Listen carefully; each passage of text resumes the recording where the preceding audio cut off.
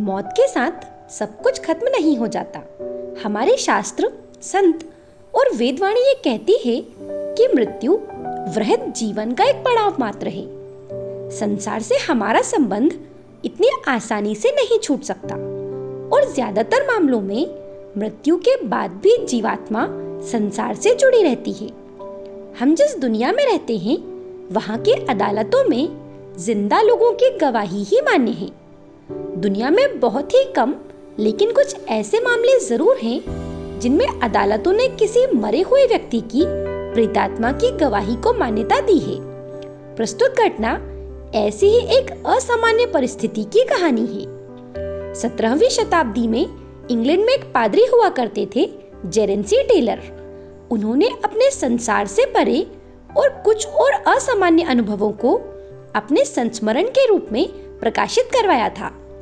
उस पुस्तक में उन्होंने एक प्रेतात्मा का अपनी आंखों देखा विवरण लिखा है। फादर जेरेंसी कहते हैं कि एक बार जब वो घोड़े पर सवार होकर कहीं जा रहे थे, वो समय रात का था और दूर दूर तक कोई दिखाई नहीं दे रहा था। हालांकि माहौल में कोई भी भय या संकट का कोई संकेत उन्हें दिखाई नहीं दिया। ठंड का आगाज हो चुका था, इसलिए मौसम में हल्की सी ठंडक थी। वो अपने घोड़े पर बैठे अपने विचारों में खोए हुए मौसम का आनंद लेते हुए आगे बढ़े जा रहे थे। लेकिन तभी अचानक से उन्हें एहसास हुआ कि कोई अजनबी व्यक्ति उन्हीं के घोड़े पर उनके पीछे सवार हो गया है। इस एहसास के साथ ही एक अनजान सा डर उनके भीतर भर गया। वो सोचने लगे कि घोड़े के बिना कहीं रुके कोई कैसे उनके घोड़े पर पीछे आकर बैठ सकता है। ये कोई सामान्य घटना तो नहीं हो सकती। फादर को पीछे मुड़कर देखने में भी अब डर लग रहा था। आश्चर्य और भय के मिश्रण ने उनके सोचने समझने की शक्ति को संकुचित कर दिया था। लेकिन फिर मौके की नजाकत को भांपते हुए उन्होंने परिस्थिति का सामना करने की ठान ली। हिम्मत दिखाते हुए फादर जेरेंसी ने तिरछी नजरों से पीछे की ओर देखा। उन्हें अपने अजनबी सहयात्री का चेहरा स्पष्ट तो नहीं दिखा, लेकिन उसके दुबले पतले और छरहरे शरीर का आभास जरूर हो गया।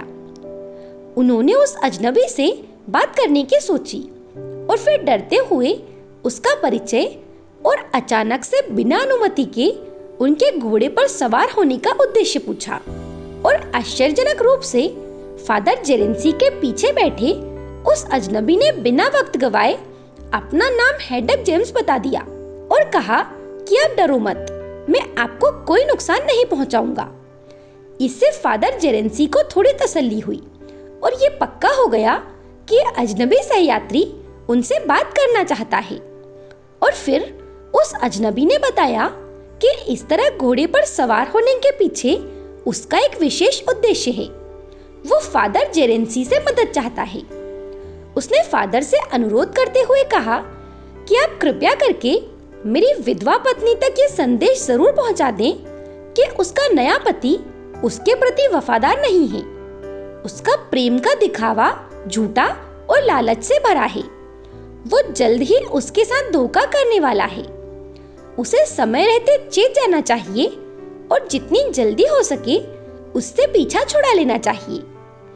ये जवाब सुनकर फादर अपने पीछे बैठे घुड़सवार के प्रेतात्मा होने के प्रति आश्वस्त हो गए और वो ये भी समझ चुके थे कि ये प्रेत अपनी पत्नी से बहुत प्रेम करता है और इसीलिए अपने जाने के बाद भी उसे अपनी पत्नी की इतनी फिक्र हो रही है।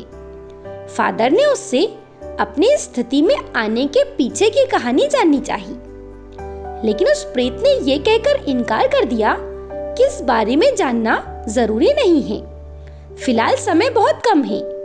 इसके बाद फादर ने उसकी पत्नी के घर का पता पूछा और उसके काम को पूरा करने का उसे आश्वासन दिया। पता बताकर वो प्रेत गायब हो गया।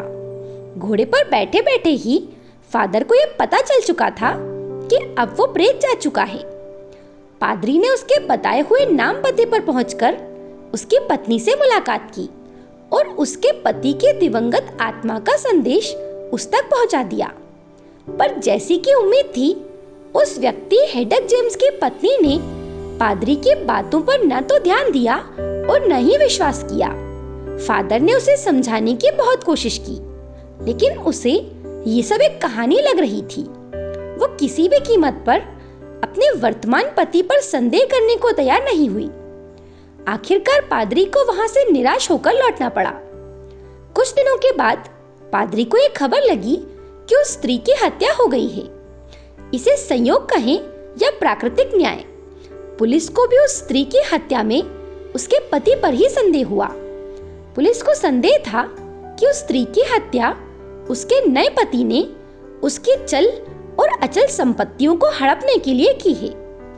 पादरी जेरेंसी टेलर तो सब कुछ जानते ही थे, सो इस संदर्भ में उन्होंने स्वयं पुलिस कार्यालय जाकर अपनी और हेडक जेम्स के प्रेत से मुलाकात और वार्ता को साक्ष्य के रूप में प्रस्तुत किया। संदेह पुख्ता होने पर पुलिस ने उसे गिरफ्तार कर लिया। मुकदमा कैरिक फॉरेंस के न्यायालय में चला, लेकिन अदालत ने पादरी जेरेंसी टेलर की गवाही को प्रामाणिक नहीं माना। भरी अदालत में न्यायाधीश के उक्त वक्तव्य के बाद कि अगर ऐसा है तो मृतात्मा को अदालत में उपस्थित होकर अपनी बात रखनी चाहिए या फिर कुछ ऐसा करना चाहिए जिससे अदालत को यह यकीन हो सके कि आत्मा सच में इंसाफ चाहती है। ये सुनते ही अदालत में चारों तरफ सन्नाटा छा गया। अदालत में मौजूद लोग एक दूसरे की तरफ देखने लगे, लेकिन तभी वहां कुछ ऐसा हुआ जिसे देखकर सभी के होश उड़ गए। अचानक उस सन्नाटे को चीरती हुई एक बिजली के कड़कने जैसी आवाज आई और अदृश्य में से एक हाथ निकला। उस हाथ ने जज के सामने अदालत के डेस्क पर 3 बार जोर जोर से थपकी दी। इस दृश्य को देखकर न्यायाधीश समेत वहां उपस्थित सभी लोग आतंकित हो गए। चीख पुकार मच गई, लेकिन थोड़ी ही देर में लोगों के संभल पाने से पहले ही अदृश्य से निकला वो हाथ अदृश्य में ही समा गया। अब सभी ये समझ चुके थे कि यह हाथ किसका था और इसके पीछे का आशय क्या था।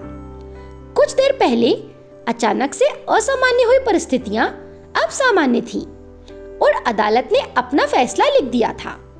अपनी पत्नी की हत्या के आरोप में उस व्यक्ति को अदालत ने मुख्य दोषी मानते हुए समुचित दंड दिया और आत्मा के इस तरह प्रकट होने से वो कातिल भी बहुत डर चुका था, इसलिए उसने अपना जुर्म कबूल कर लिया।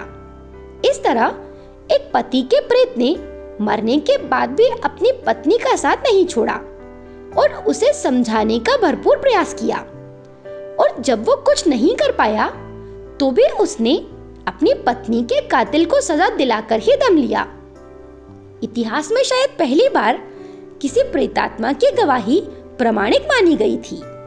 आत्माओं के अस्तित्व को पुख्ता करती ये कहानी आपको कैसी लगी, मुझे कमेंट करके जरूर बताएं।